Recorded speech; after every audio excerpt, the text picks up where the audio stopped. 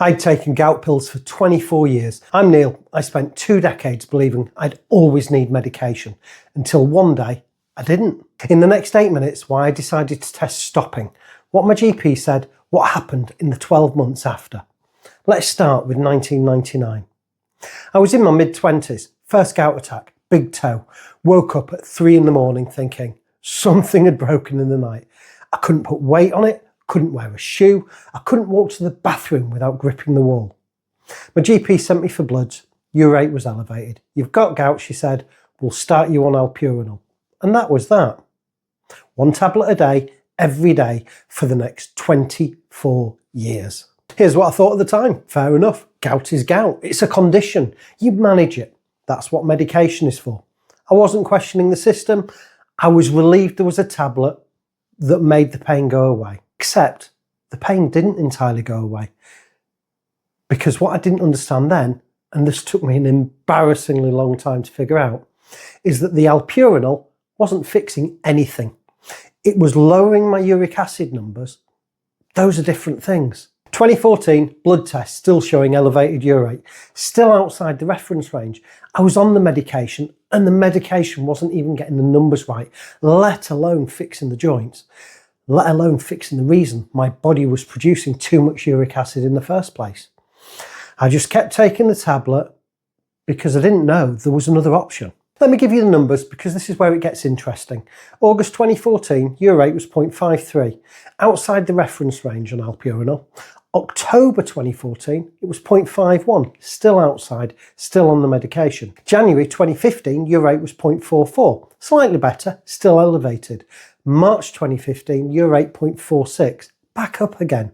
4 tests across 12 months, all outside the reference range, all while taking a tablet specifically designed to bring that number down. By August 2020, the number had gone to 502 micromoles per litre. That's when they flag it in the notes as above high reference limit. Make an appointment to see the doctor. 20 years in and it's still not controlled. Now here's the thing, I wasn't asking at any point in those 20 years, why is my body producing too much uric acid? I was asking, does the tablet work?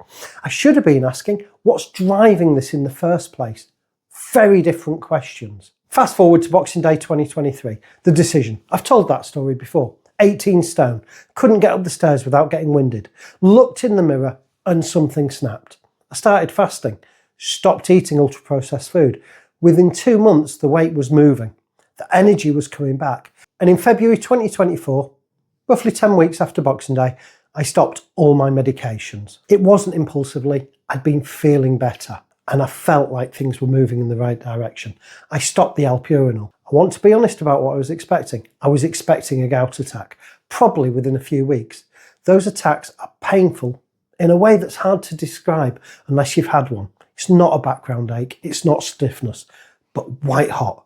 Can't sleep, can't put your foot down pain. I've been through it dozens of times over the 24 years. I know what it felt like. But I stopped the tablet and I waited. Summer 2024, first summer with allopurinol in nearly a quarter of a century. I was out with a client, they'd ordered a massive ribeye, the kind of steak the old me would have enjoyed but would have looked at nervously.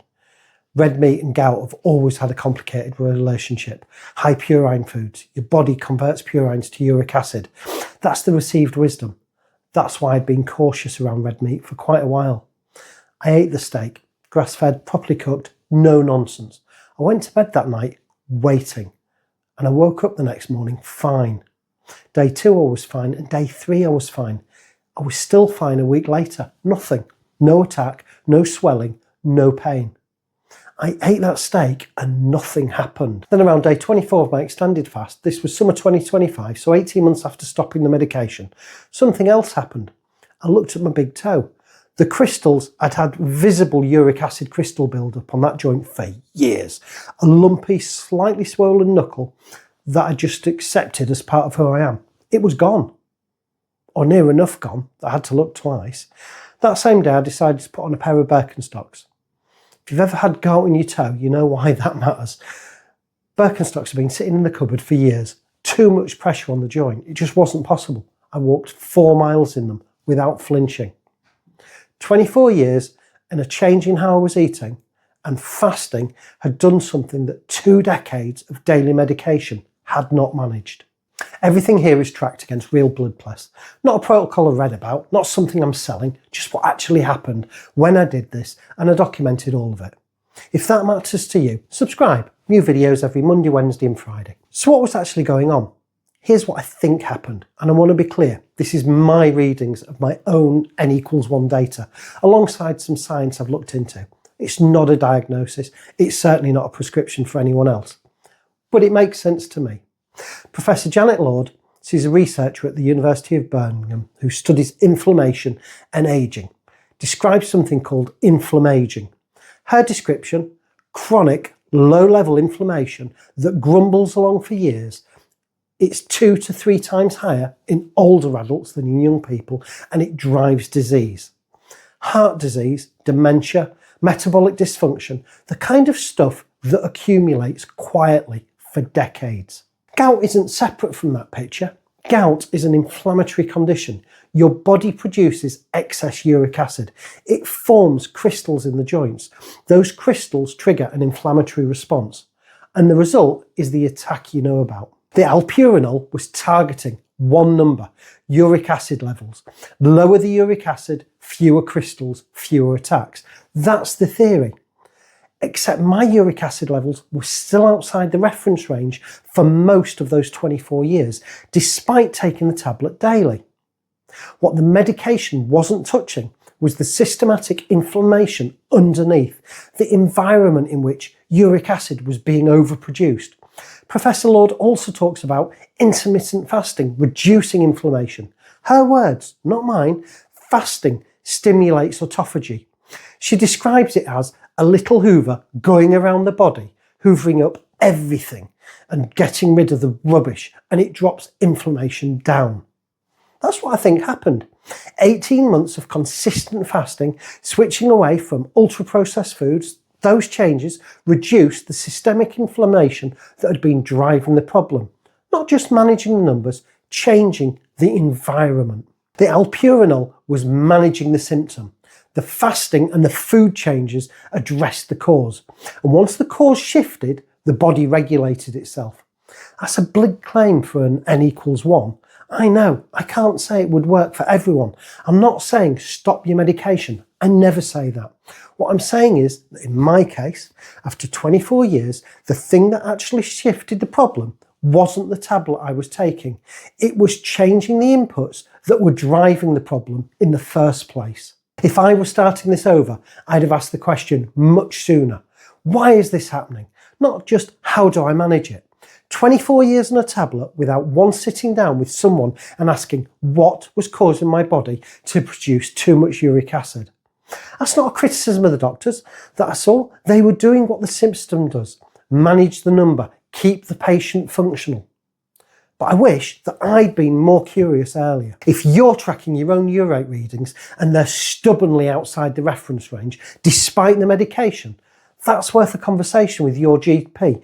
Not about stopping the medication, about whether the underlying inflammation is being addressed. Ask specifically about insulin resistance. Ask about dietary changes. Ask what they'd expect to see if the root cause was being addressed, not just the number. The number matters, but the environment producing the number matters more. If your joints are stiff in the morning, if you've had one gout attack and you've been told to just watch your diet and come back if it happens again, if you've noticed your blood tests flagging elevated urate and you're not yet on medication, that early window is worth paying attention to. Not to panic, to be curious. Elevated urate is often a sign that something else is happening systematically. Insulin resistance, inflammation, diet-driven metabolic load. That's worth asking about before the first tablet, not after 24 years of them. If you want to start tracking your own patterns the way I track mine, I've put a link in the description for the free 7-day fasting blueprint. It's where I'd start. Not because fasting is the only tool, because it's the one that shifted my data fastest and most clearly. The link's below and it's free. And the important bit, everything I've shared today is educational content, not medical advice. Gout is a medical condition. Stopping medication is something you do with your GP, not instead of your GP. Speak to your GP before changing your fasting pattern, your diet, or your medication. Next Monday, a different pattern from the data. Same detective process.